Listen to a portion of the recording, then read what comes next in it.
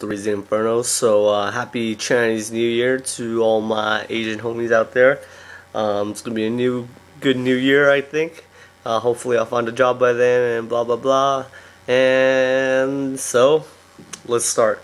Today I'm gonna be talking about the new decks, from ORCS, Order of Chaos. There's a lot of hype about all these decks, and it's to be expected.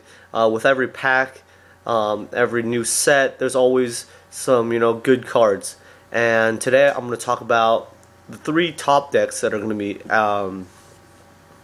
that are much better right now with the release of Order of Chaos. So let's start with Windups. Windups is going to be very annoying.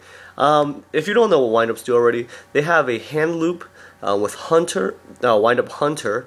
It is like you tribute another Windup and send a card from your opponent's hand to the graveyard. So it doesn't even work. Dark Rolls don't even work because it doesn't discard; it sends it.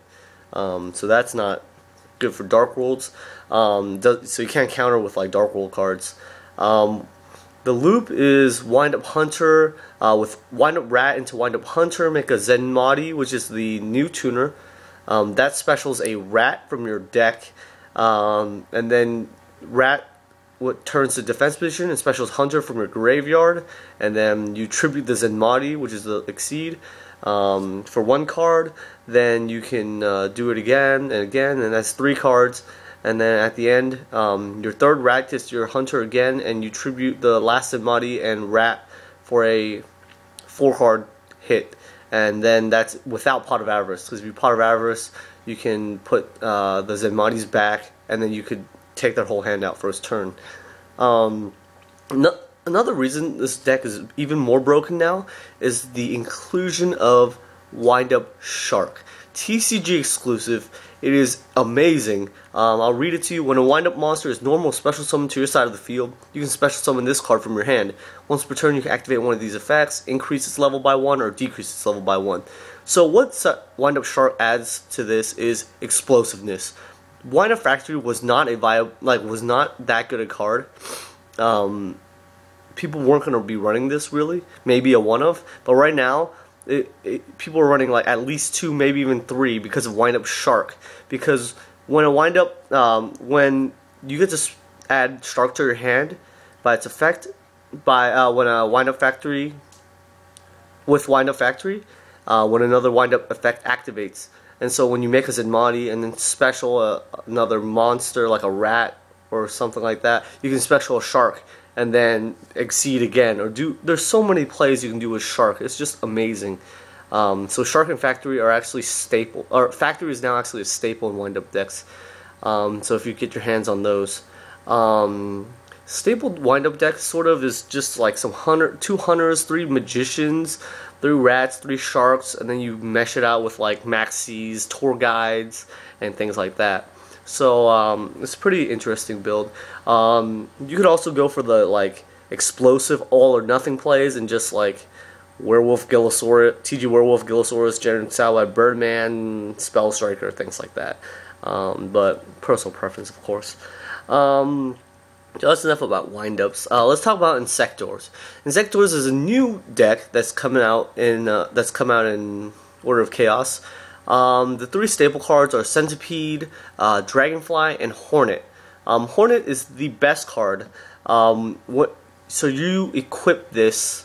You can equip Hornet to cards to Centipede and Dragonfly, and they have the effect to when they you can send Hornet to the graveyard to target 1 card on the field, destroy that target. And when that effect activates, Dragonfly can special another Inzektor, and Centipede can add another one to your hand. So that's really good, actually. It's like it can make for a pretty good plus, and you can pop things like Thunder King and then add to your hand, which is good because Thunder King's like annoying, very annoying. So to counter Inzektors, you would probably Valor is probably best because it wouldn't allow them to equip. Also, another side deck card that's pretty useful is Chain Disappearance. Because Chain Disappearance against Hornet, Dragonfly, they're all under 1,000 or less. Also for Tour Guide, Tsang game that they would run in the deck too. Those are pretty good. So Chain Disappearance would be a good side deck card for that. Again, Windup's good side deck card. I mean, if you're not maining Max C's, should be. Then you have things like Veilers you could be side decking, or you know, things like that. And you know, not too much about inzektor. They're pretty good. You just have to make sure you don't commit too many things to the field, or things that aren't chainable, like D-prisons and stuff. You might see a downplay of D-prisons because inzektor really just pop those cards and then plus off them. You know, things like Compulse are useful. Book of Moon. These Compulse, they equip from their hand and then you compulse it. You know, they drop their Hornet off and they lose stuff. Book of Moon's good, of course. Bottomless is good for Centipede, but it's not big enough. It's not gonna take out Dragonfly. And the last deck I want to talk about is Ninjas. Ninjas are an interesting deck. I've been looking at the cards, and you know, it is interesting to me. I don't really see them as viable yet, but they have some very intriguing cards. Hanzo is like a Stratos, excuse me. When it's normal summon, you can add one ninjutsu art card from your deck to your hand, like a trap, like ninjutsu art of super transformation. We'll talk about that. Or when it's flip or special summon, you can add one ninja monster from your deck to your hand, except Hanzo.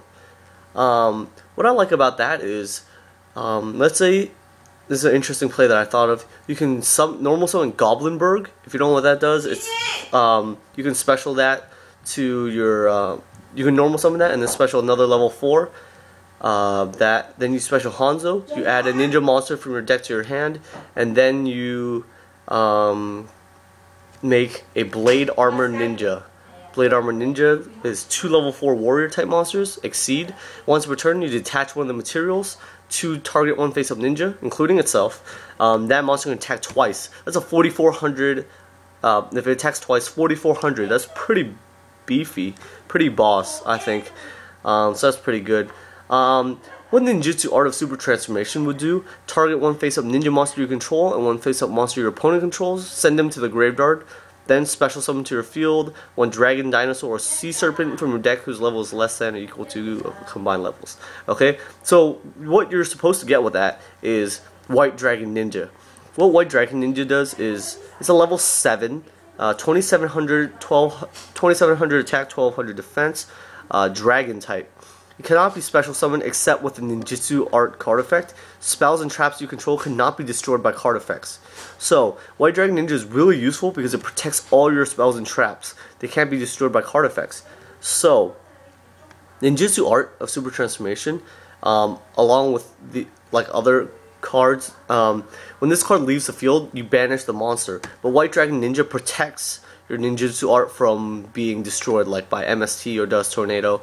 White Dragon Ninja is actually really good because people have been trying to lock, like if you go Ninjutsu Art of Super Transformation, let's say they have like Fiendish Chains or Vanity's Emptiness, and you can't special summon, you can't activate effects, things like that. Or then the Safe Zone White Dragon Ninja, and then White Dragon Ninja protects Safe Zone protects White Dragon Ninja. It's very interesting. I guess I'd try it out. And then there's another card that you can try out. It's called Armor Ninjutsu Art of Alchemy. If you control one face-up ninjutsu art card, destroy all face-up ninjutsu art cards you control, then draw 2 cards. So the thing about that is, it's not a cost to destroy ninjutsu art cards. So if you control it, you can activate it. Then it destroys all face-up ninjutsu art cards you control, then draw 2. So if you have White Dragon Ninja on the field, your ninjutsu art cards cannot be destroyed, and therefore you would just draw 2. So that's an interesting play. I'm not sure how viable that is, but I mean, it's still a +1 technically. And if you're running the combo-ish version of like White Dragon Ninja stuff anyway, you might as well try it. You know, so that's all I have for ORCS review. Let me know if there's anything else you guys want me to talk about. You know, this is all I really know because the other stuff I haven't really seen yet. I know there's some dragons supporting there. Maybe I'll talk about that next time. but I'm running on 10 minutes, and I think I want to take a break. Alright, thanks guys. 3zinferno signing out.